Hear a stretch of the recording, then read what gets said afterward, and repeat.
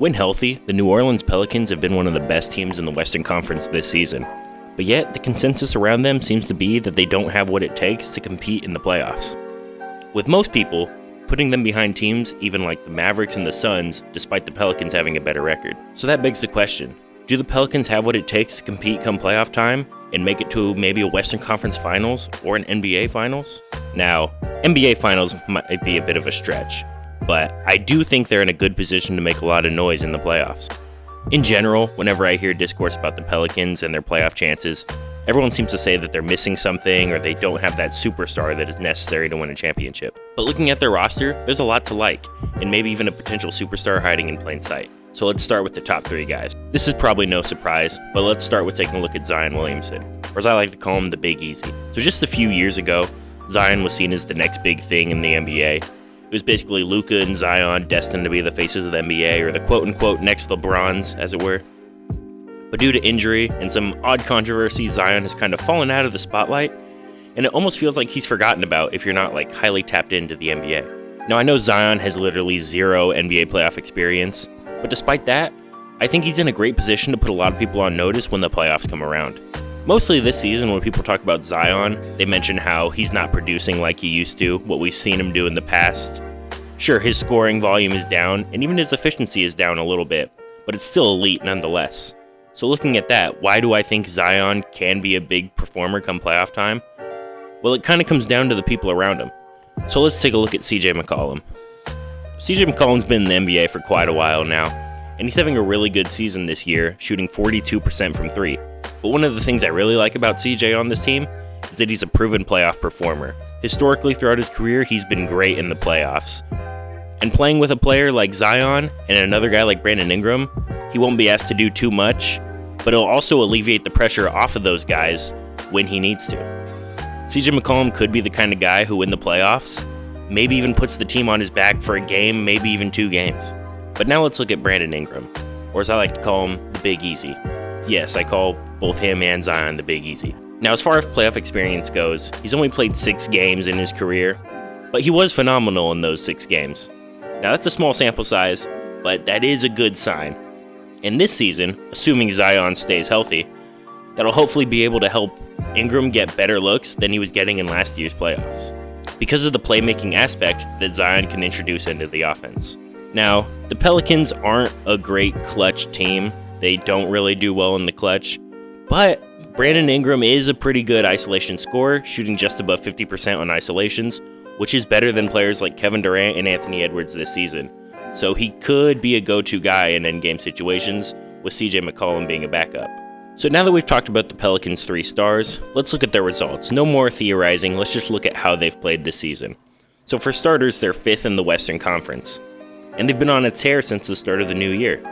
They've been so good, in fact, that they're 4th in net rating in the entire NBA.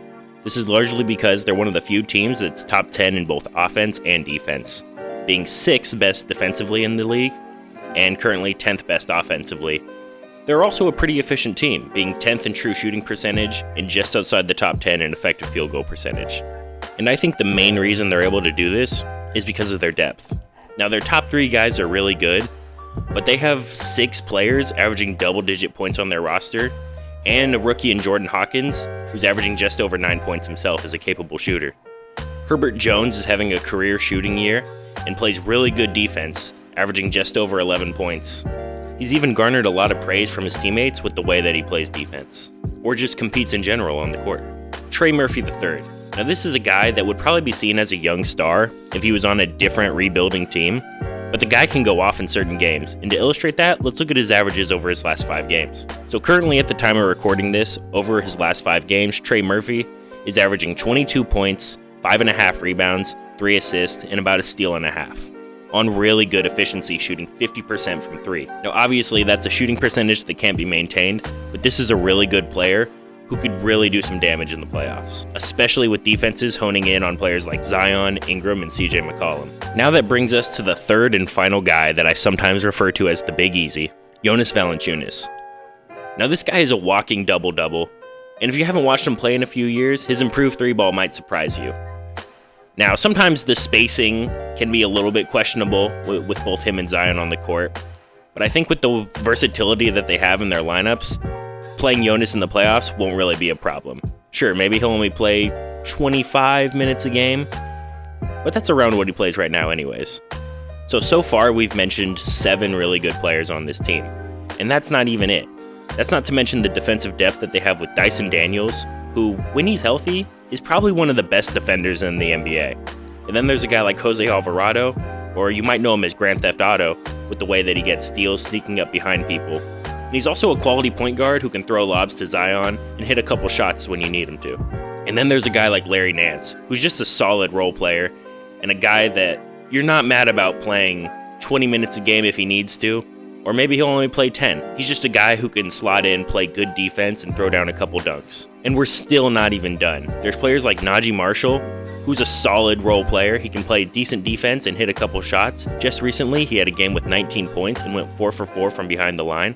And then a guy like Matt Ryan, who's dealt with some injuries this year, but when he's playing, he's a really good shooter who can light it up and put some points on the board when needed. So let's review. This is a long, defensive team that has no problem putting points on the board in a variety of ways. They have a former number 1 overall pick who may still be able to reach superstar levels, a proven playoff performer in CJ McCollum, and a guy who's a walking bucket in Brandon Ingram, but he's also not a black hole and is a really good playmaker in addition to that. So to me, that sounds like a pretty darn great team, one that might shock a lot of people come playoff time. But that's all I really had for you guys today. Let me know what you guys think about the Pelicans down in the comments below. How far do you think they can go in the playoffs? Will they make it out of the first round? Will they be a first-round exit? Or could they maybe even go to the Western Conference Finals? Now, personally, I probably still have the Nuggets coming out of the Western Conference to make it to the finals, but the Pelicans are a really good team that I definitely want to keep an eye on. And one last thing before I go, I think it's really interesting the way people look at Zion. I think one of the things that actually hurts him in evaluations is because of this team's depth.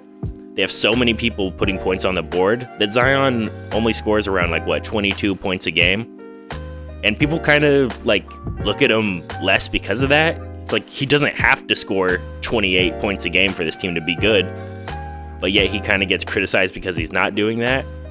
I don't know. It's just something to think about.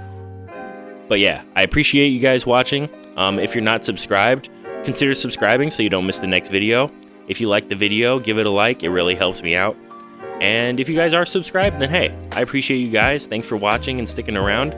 But I'll catch you guys in the next one. Peace.